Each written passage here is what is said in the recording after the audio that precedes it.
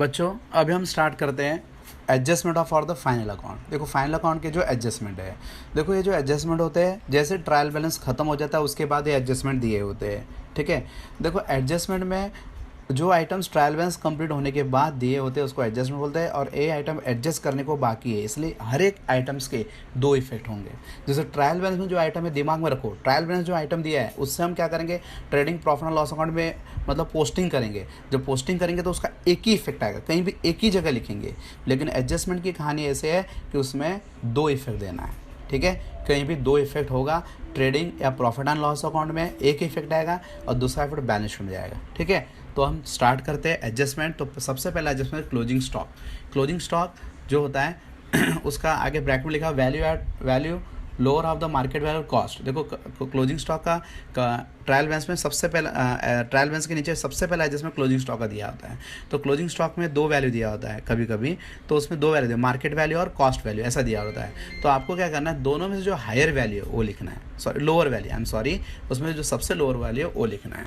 तो closing stock क्या है, अभी तो गुड्स से रिलेटेड जो भी आइटम है, क्लोजिंग स्टॉक किसका है, ये गुड्स का है। गुड्स से रिलेटेड जो भी आइटम है, दिमाग में एक बात रख लो कि गुड्स से रिलेटेड हर एक आइटम का इफेक्ट ट्रेडिंग अकाउंट में जाएगा।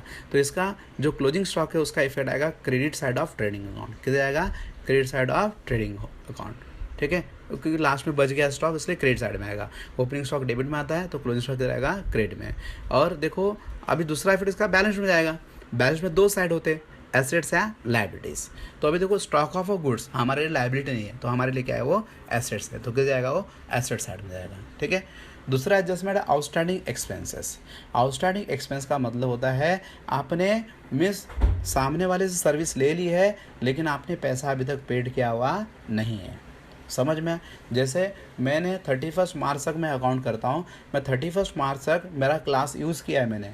ठीक है, मेरे क्लास को मैं रेंट पे लेता हूँ तो मैंने क्लास यूज़ किया है, लेकिन फेब्रुअरी मार्च 2 महीने का रेंट देने का बाकी है। सिर्फ मैंने मार्च के लिए मतलब 31 मार्च 2020 में मैंने क्या किया है, फेब्रुअरी मार्च का रेंट नहीं पे किया है, मैंने सिर्फ जनवरी तक का रेंट पे किया, मतलब 10 महीने का रेंट पे किया, 2 महीने का रेंट नहीं दिया है।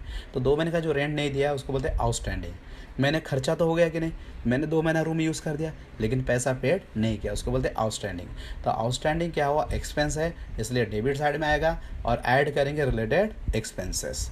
Debit side add to related expenses, जो खर्चा है उसमें ऐड करेंगे। समझ में, अगर वो समझो वेजेस आउटस्टैंडिंग तो ट्रेडिंग में जाके ऐड करेंगे, और रेंट आउटस्टैंडिंग है तो प्रॉफिट एंड लॉस में ऐड करेंगे। और दूसरा इफेक्ट उसका लायबिलिटी में आएगा, क्योंकि वो खर्चा देने का बाकी है, जो पैसे देने को बाकी है उसको लायबिलिटी बोलते हैं। ठीक है, उसके बाद नेक्स्ट है प्रीपेड एक्सपेंसेस। प्रीपेड मतलब जो आपने एडवांस में दे दिया है। ठीक है, मतलब आपने मैंने मार्च तक क्लास का रूम यूज़ किया था, लेकिन मैं मार्च के महीने में अप्रैल का भी रेंट दिया, मई का भी रेंट दे दिया, जून का, मतलब 3 महीने का एक्स्ट्रा रेंट दे दिया, उसको बोलते हैं एडवांस। ठीक है, तो खर्चे में 12 महीने के रेंट के साथ साथ 3 महीने का और रेंट ऐड हुआ रहेगा, मतलब टोटल 15 महीने का रेंट ऐड है। लेकिन हम अकाउंट कितने महीने का करते हैं, सिर्फ 12 महीने का करते हैं। तो 3 महीने का जो एक एक्स्ट्रा खर्चा है जो अगले साल के लिए पे किया है उसे मुझे क्या करना है, माइनस करना है, उसको प्रीपेड एक्सपेंस बोलते हैं। तो debit side lace from related expenses. अगर रेंट मतलब प्रॉफिट एंड लॉस में खर्चा है तो प्रॉफिट एंड लॉस से माइनस करो, अगर ट्रेडिंग में खर्चा है तो ट्रेडिंग से माइनस करो। Debit side from related expenses, less from related expenses.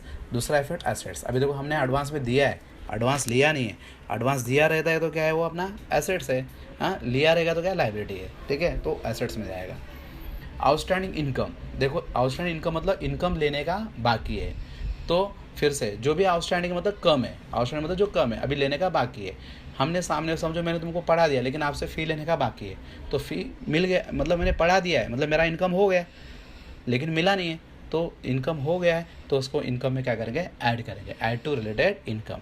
और वो पैसा मेरे को आने वाला है, देने का नहीं है, देने का रहेगा तो लायबिलिटी होता है, मेरा जो पैसा आने वाला है मेरे लिए क्या है, वो एसेट्स है, किस जाएगा, एसेट्स में। देखो जो आउटस्टैंडिंग एक्सपेंसेस क्या है, लायबिलिटी है, लेकिन आउटस्टैंडिंग इनकम क्या है, एसेट्स है। हमेशा ध्यान में रखो, ये बहुत इंपॉर्टेंट एडजस्टमेंट है। उसके बाद pre received income, advance income.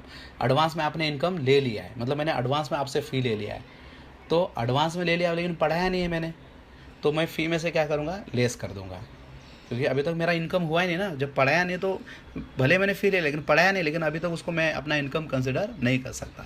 इसलिए इनकम क्रेडिट साइड में होता है प्रॉफिट लॉस के, तो प्रॉफिट लॉस के क्रेडिट साइड में क्या करें, रिलेटेड इनकम से लेस करेंगे। समझ में है कि नहीं। एडवांस में लिया हुआ इनकम क्या होगा, माइनस हो जाएगा। और दूसरा फिर जाएगा बैलेंस शीट में, वो भी जाएगा लाइबिलिटी में। लाइबिलिटी में इसलिए क्यों जाएगा, क्योंकि मेरे ऊपर कर्जा हो गया, मैंने तुमसे एडवांस में फ़ी ले लिया, मैंने आपको पढ़ाया नहीं लेकिन मैंने पैसा ले लिया। अगर मैं पढ़ाऊँगा नहीं तो आप पैसा वापस मांग लोगे, तो मेरे लिए क्या है वो लाइबिलिटी। पढ़ा दूंगा तो मेरा इनकम हो जाएगा, मेरा खुद का प्रॉपर्टी हो जाएगा, समझ में। तो इस तरह से आउटस्टैंडिंग प्रीपेड के बारे में, outstanding income, outstanding expense, outstanding prepaid expense, prepaid income, बहुत इंपॉर्टेंट एडजस्टमेंट है। आगे नॉन प्रॉफिट फाइनल अकाउंट पढ़ेंगे, उसमें ये चारों चीज़ बहुत इंपॉर्टेंट रोल प्ले करते हैं। क्या जो नॉन प्रॉफिट फाइनल अकाउंट पढ़ाएंगे ना, उसमें बहुत इंपॉर्टेंट रोल है, इसको हमेशा ध्यान में रखो। आउटस्टैंडिंग ऐड होगा भले इनकम हो एक्सपेंस हो, प्रीपेड लेस होगा भले इनकम या एक्सपेंस हो, वो समझ में। उसके बाद नेक्स्ट है 6 adjustment, depreciation on fix assets. Fix assets पे डेप्रिसिएशन, फिक्स एसेट्स पे डेप्रिसिएशन मतलब एसेट्स का वैल्यू कम होना, एसेट्स के वैल्यू से माइनस करना। देखो अभी एसेट्स के वैल्यू से माइनस होना है, तो अभी मेरा एसेट्स का वैल्यू कम होगा तो मेरी लॉस है कि नहीं।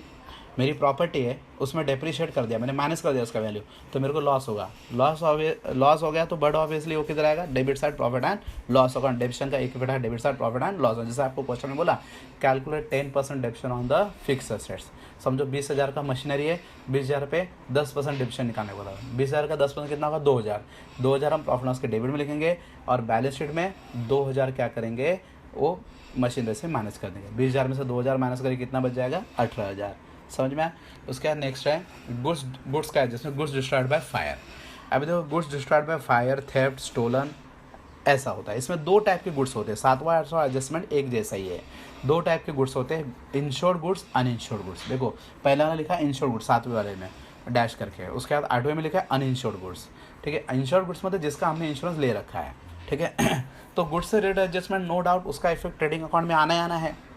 जहाँ पे गुड्स बोल दिया उसका फिर ट्रेडिंग में आएगा। Goods comes in debit, goods goes out credit. अभी तो goods destroyed by fire, goods fire से डिस्ट्रॉयड हो गया तो गुड्स गोज आउट हो रहा है कि नहीं, तो ट्रेडिंग अकाउंट के क्रेडिट साइड में because goods is goes out. ठीक है, उसके बाद गुड्स गया तो हमने इंश्योरेंस निकाल गया। समझो 5,000 का गुड्स जल गया फायर से, 5,000 का गुड्स गया, समझ में, लेकिन मैंने उसका इंश्योरेंस कर रखा है। मैंने क्या किया है, इंश्योरेंस कर रखा है, समझ में। तो अभी समझो 5,000 का गुड्स का इंश्योरेंस किया था मैंने, उसमें से इंश्योरेंस कंपनी वाले ने पूरा चेक करके गुड्स को फायर के बाद मुझे 4,000 देने का प्रॉमिस किया। कितना देने का प्रॉमिस किया, 4,000।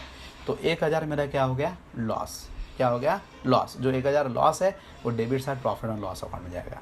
फिर वो जो 4,000 जो मुझे आने वाला है, मिला नहीं है, वो आने वाला पैसा है। ठीक है, तो मेरा क्या है, एसेट्स है, क्लेम। जो इंश्योरेंस का एसेट बैलेंस के एसेट साइड में क्लेम करके, मतलब इसका 3 इफेक्ट है। पहला इफेक्ट ट्रेडिंग के क्रेडिट साइड में full value of goods, debit side loss on goods, मतलब कितने का गुड्स जल गया और कितना क्लेम मिला, दोनों के बीच का डिफरेंस। गुड्स जला 5,000 का और क्लेम मिला 4,000, मेरे को लॉस हो गया 1,000, वो डेबिट साइड जाएगा। और जो 4,000 जो आने वाला है इंश्योरेंस कंपनी से, वो इंश्योरेंस का क्लेम है, एसेट साइड में आएगा। 3 इफेक्ट आएगा। ठीक है, उसके बाद 8वां एडजस्टमेंट भी सेम वैसे ही है, लेकिन ये अनइंश्योरेंस गुड्स है। तो जो बैलेंस शीट में मैंने बोला ना इंश्योरेंस क्लेम लिखो, वो आएगा नहीं। इंश्योरेंस किया है नहीं तो इंश्योरेंस का क्लेम आएगा क्या, नहीं आएगा। तो जितने का गुड्स जलेगा उतने का ही लॉस होगा। समझो अगर 5,000 का गुड्स जल गया तो ट्रेडिंग अकाउंट में क्रेडिट साइड में 5,000 गुड्स गोज आउट हो रहा है, क्रेडिट साइड में जाएगा, और मेरे को लॉस होगा 5,000 का, क्योंकि मुझे कोई पैसा देने वाला नहीं है। तो पूरा का पूरा लॉस होगा और डेबिट साइड में चला जाएगा प्रॉफिट एंड लॉस अकाउंट में। समझ में, इसके 2 इफेक्ट आएंगे। उसके बाद 9वां adjustment goods withdraw by partner for personal use.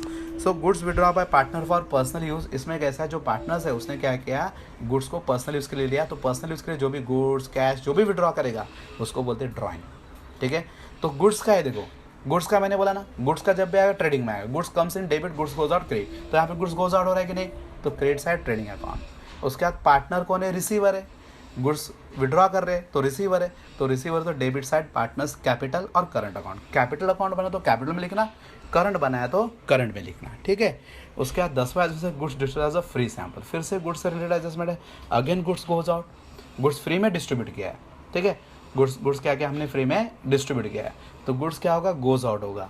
तो credit side trading account free में गया तो हमारे लिए लॉस हो गया, लेकिन वो खर्चा किसका है, एडवर्टाइज। उससे मेरे को फायदा होगा फ्यूचर में। आज फ्री में गुड्स बांट रहा हूँ तो कल को फ्यूचर में फायदा होगा, इससे मेरे गुड्स का एडवर्टाइजमेंट होगा।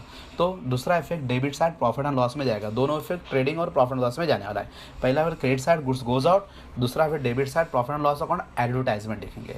उसमें एसेट्स और लायबिलिटी में उसका कोई इंपैक्ट नहीं आएगा, बैलेंस में नो इफेक्ट रहेगा। ठीक है,